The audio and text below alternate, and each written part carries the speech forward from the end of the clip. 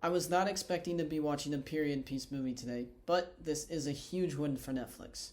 And I do apologize in advance because I do think that I will be pronouncing Ralph Fiennes' name wrong as I am right now.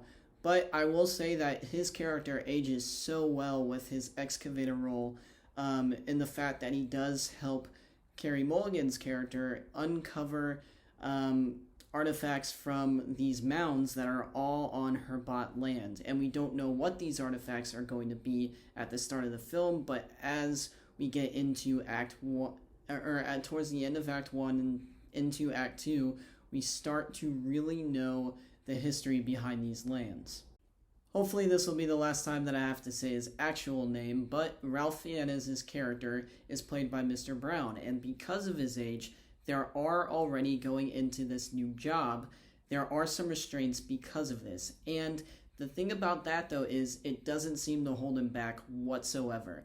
And that is proven because of he seems to be trusted by not only his superiors, the people at the British Museum, but the woman that does hire him and anybody else in the past who may have done the same. Now, I will say, going into this film, I was worried about the pacing. Most period pieces can be slow, or at least considerably so. But, however, because we spend so much time with Mr. Brown and also Mrs. Pretty, who is played by Carey Mulligan, we more so focus on how they are living their domestic lives than the looming war of World War II, as it says in the description of the film, that is constantly in preparation for. I will say, even though we do venture off a little bit from their domestic life, as we get more into the film, there are good reasons behind that. And I won't get into it because of spoilers, but there is one thing I will be allowed to say that doesn't give away too much, but they do end up talking about other excavation sites because the British Museum is a component to this movie that really does affect Mr. Brown's character. As the film continues to play on and as we start to move back and forth a little bit and start to get in a, not a quicker motion, but just a more of an actual pacing than just a pace, and I hope that makes sense, but what I'm basically trying to say is you never forget about Mr. Brown or Miss Pretty because they are the sole center of this movie. And that is the best thing that this script did and really, really made you not forget what it is that they were doing. And you start to actually get excited about everything that is going to be dug up, and you really want to find out what it is. And once you start to, then the rest of the world comes pouring in.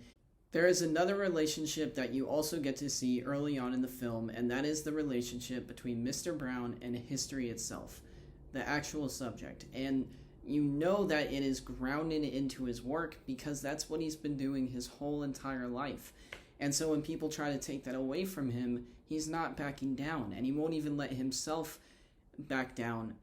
He spends a lot of time by himself that we can see, even though he does have a family of his own, or in a way, a family of his own. He does have a wife. He does have someone that he can go home to. But when he spends time on a job, he literally makes that his wife, and so he will not stop working until the job is done. And that is why he works so well with others, because he knows that he never loses his focus once he's started a project.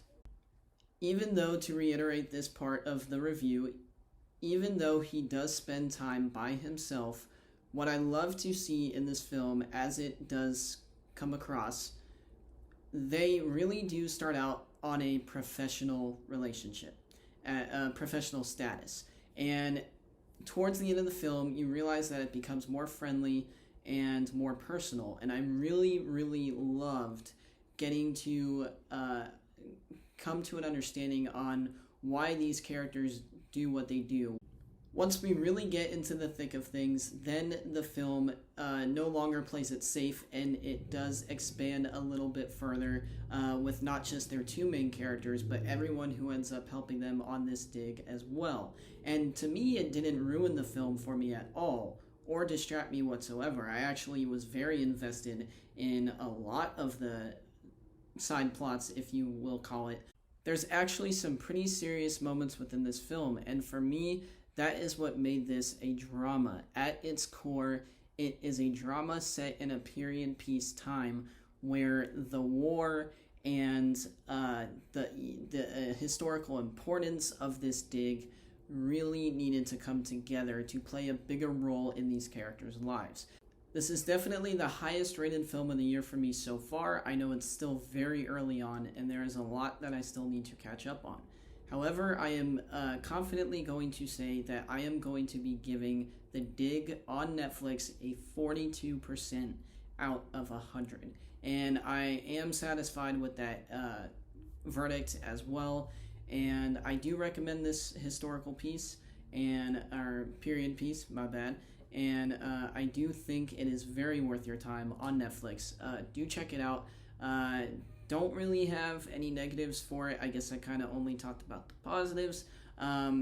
So that, what can I say? I was surprised. I was very surprised by this film than I thought I would be. So this is my review for The Dig, and I hope you guys enjoyed, and let me know what you think down below in the comments. Are you going to watch The Dig? Is it on your list? Is it on your radar? Let me know, and I will see you guys in the next video.